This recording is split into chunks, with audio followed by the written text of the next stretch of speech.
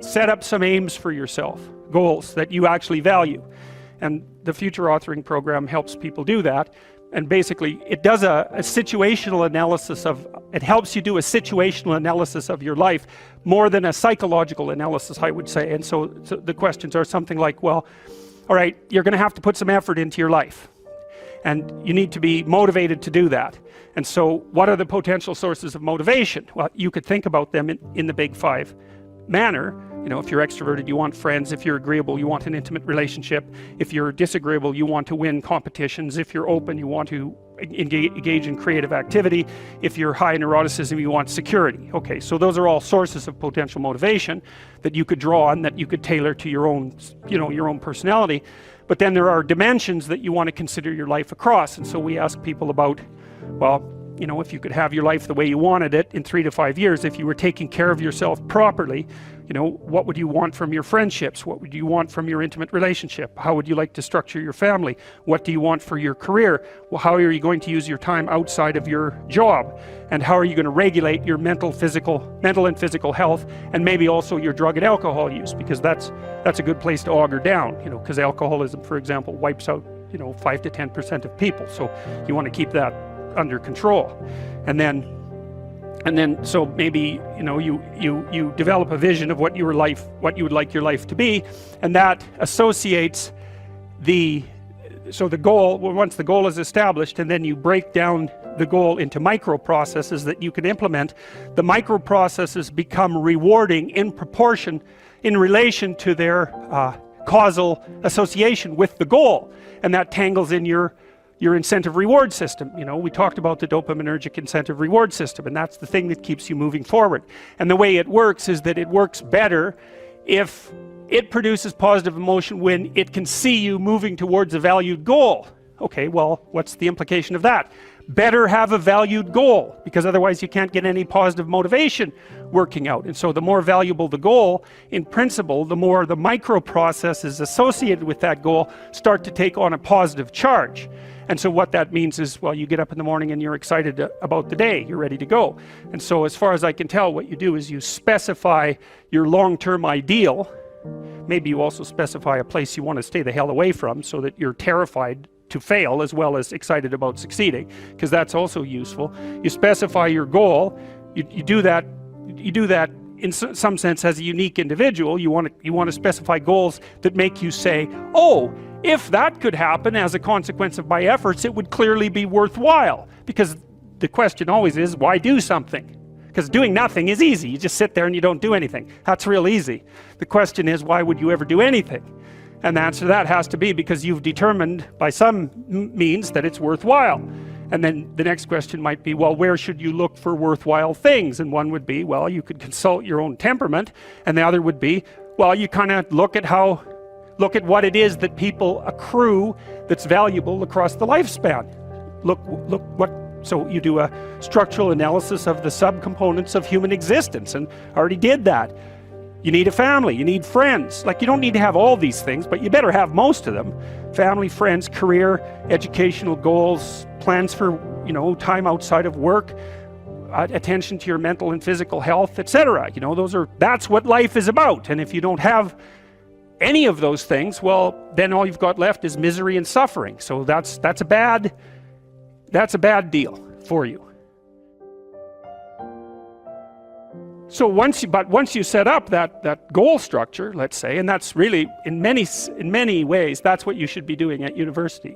That's exactly what you should be doing, is trying to figure out who it is that you're trying to be, right? And you aim at that, and then you use everything you learn as a means of building that person that you want to be. And I really mean want to be. I don't mean should be, even those things are going to overlap. And it's important to distinguish between those, because that's partly, and this is back down to the micro routine analysis. So if I was saying, well, you're going to try to make yourself more industrious. Okay, number one, specify your damn goals, because how are you going to hit something if you don't know what it is? That isn't going to happen. And often people won't specify their goals too, because they don't like to specify conditions for failure. So if you keep yourself all vague and foggy, which is real easy, because that's just a matter of not doing as well, then you don't know when you fail. And people might say, well, I really don't want to know when I fail, because that's painful. So I'll keep myself blind about when I fail. That's fine, except you'll fail all the time then. You just won't know it until you've failed so badly that you're done. And that can easily happen by the time you're 40.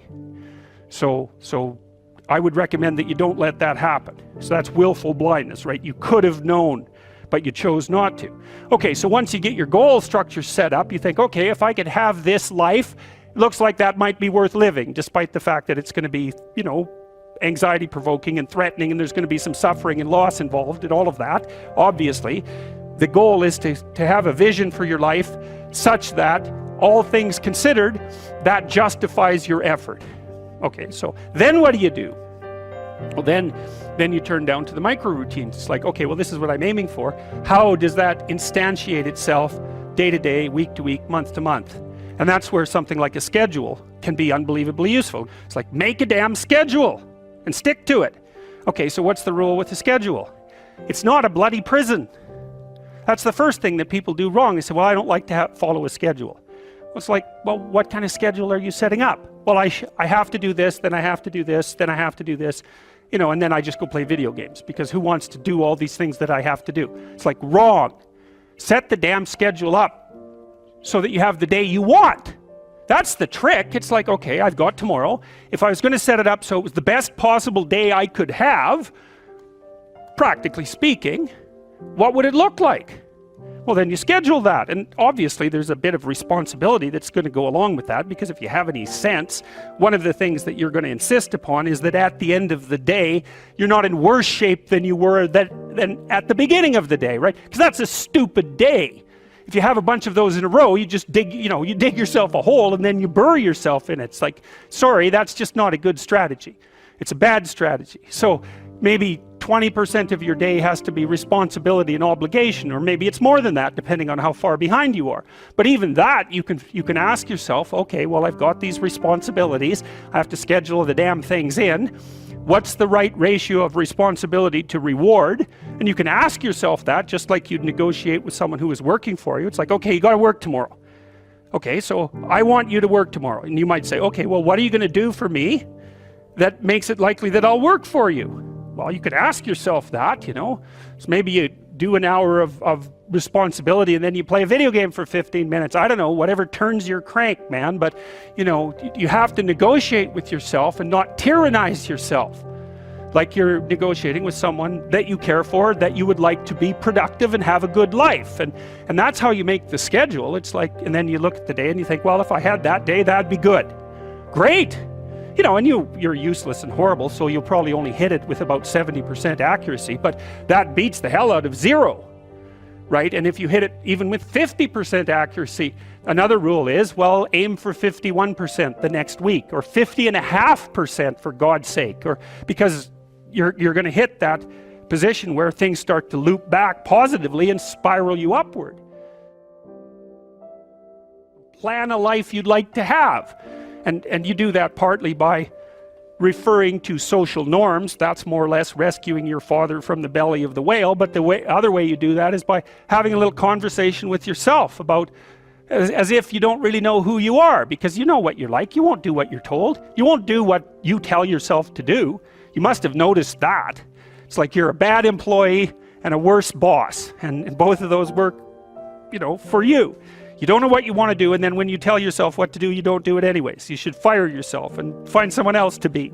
But you know, my point is that you have to understand that you're not your own servant, so to speak. You're someone that you have to negotiate with, and you're someone that you want to present the opportunity of having a good life to. And that's hard for people because they don't like themselves very much.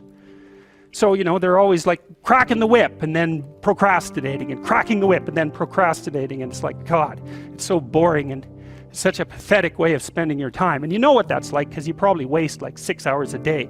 And I think we did an economic calculation about that a while back, right? Your time's probably worth $50 an hour, something like that. I mean, you're not getting paid that now, but you're young, and so this is investment time, and what you do now is going to multiply its effects in the future.